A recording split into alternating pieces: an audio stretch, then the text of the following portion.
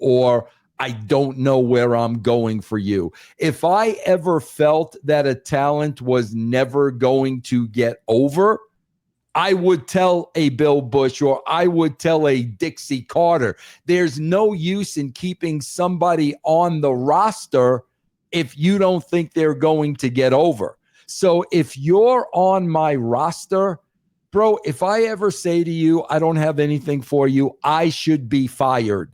As the head of creative, it is my job to have something for you. And I clearly had something for Hulk. And even when Bubba just played that again, I contacted Bubba and I'm like, brother, please, that is so freaking untrue. There was a plan in place for Hulk at the time.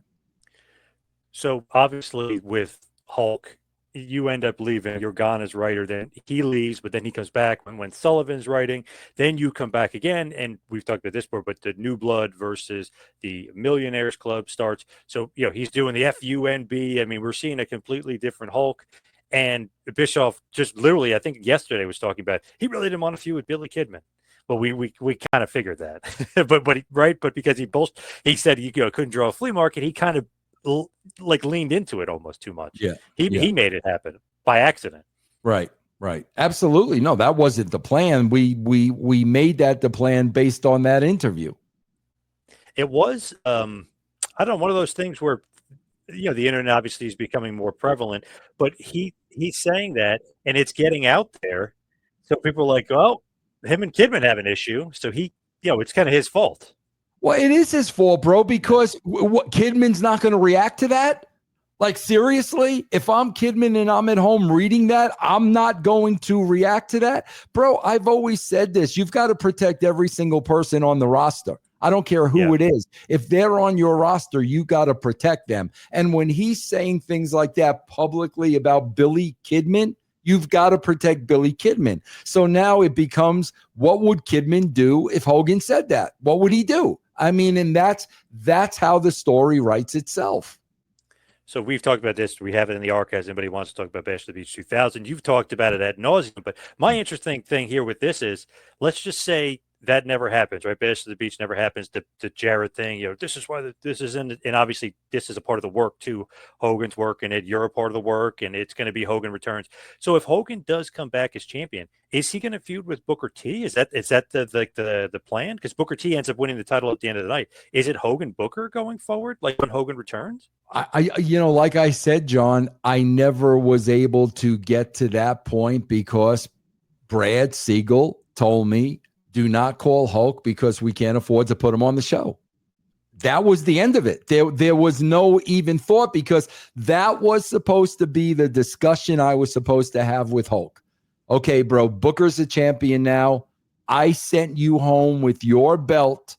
Let's talk about where we go from here. That was my next discussion with Hulk.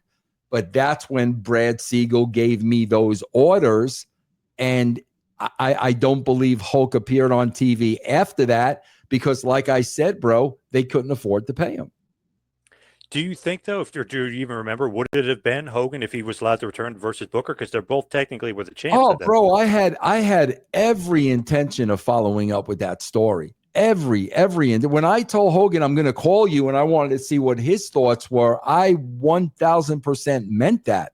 We were definitely going to follow up with that and go someplace without a shadow of a doubt, bro. That was the plan. Now, I never heard this one before, but our buddy Larry said this to me: Hogan versus Flair, Starrcade 2000. It was like a possible rumor or something that you might have wanted to do, like a final Legends match, like their final encounter type. Was that ever? Or that no? wasn't Would it be Hogan against a young guy? That wasn't me, bro. Maybe it was somebody else, but that was not me. All right, so there was never a thought for like the Hogan Flair one last hurrah kind of thing. No, even though years later they would have one last hurrah a few times. WWE they would have it, in the 2000s, and then that Hulkamania tour in Australia, and then TNA, him and Flair. So it's almost like him and Flair were feuding forever in every organization they've ever been in. Yeah.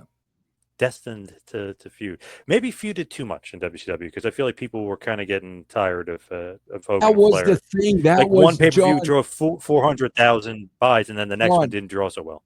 That was the decision to do the Avengers angle.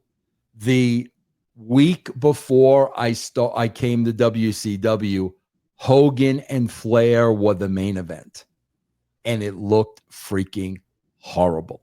And I remember sitting there saying, these are two legends that need to be protected. They need to be put in the proper spot at this point in their careers.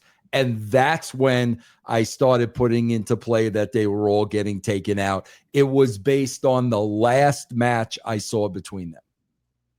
Interesting. And obviously, at that point, too, I think that them versus somebody else younger that make them look good and do special attractions, I think that was probably the way to go, not having them feud again with each other, because it almost felt like, wow, WWF is like young, hip, and cool, and they're still doing Legends matches over here. You know what I mean? That kind of thing. Exactly. Yep. Even though they still, honestly, some of those matches were pretty good. Like, they could still deliver, and Flair was still really good at that point. So it was interesting, but it's not really what the fans wanted to see anymore. It was almost like they were past that. Yes. Yeah, exactly. That's how I felt. Younger guys. Yeah, that's how I felt anyway. Yes. So, like, really think about it. He never returned to WCW. You end up leaving WCW. WCW and